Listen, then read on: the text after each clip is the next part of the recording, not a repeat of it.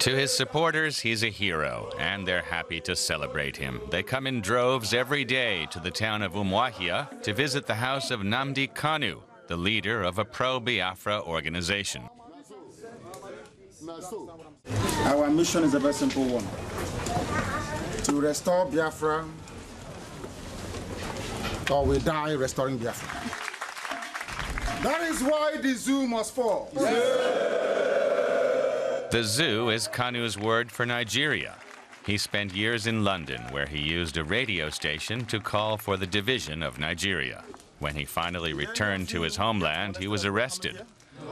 He spent nearly 2 years in detention because of his divisive speeches. He was accused of treason felony. But he was never formally charged and was later released. The whole affair only served to raise Kanu's profile, securing him yet more followers. The time wasn't right. Under the conditions of his parole, he's not allowed to address his supporters. Interviews are also banned. But Kanu speaks at every opportunity, expounding his radical racist ideology. Nigeria is not a civilized country. People behave like animals. They are not reasonable enough. They're not disciplined enough. They are not mentally developed enough to run a transparent civil society. For them, they have a feudal mindset where you have the ruling class and, a multitude of poverty-stricken people who never utters any word in rebellion or to even ask questions about their plight. That is one thing we are determined to challenge. Don't you think you insult a lot of Nigerians with that?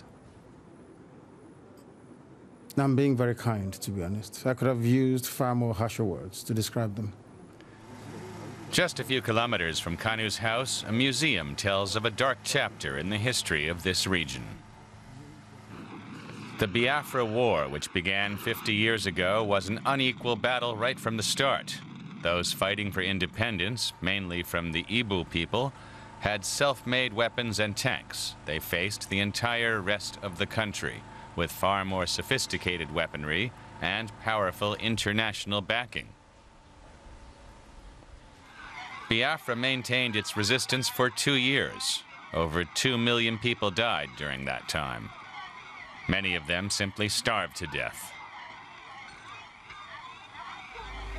Since then, there has been little attempt to process those traumatic events. Most schools don't even teach on the Nigerian Civil War.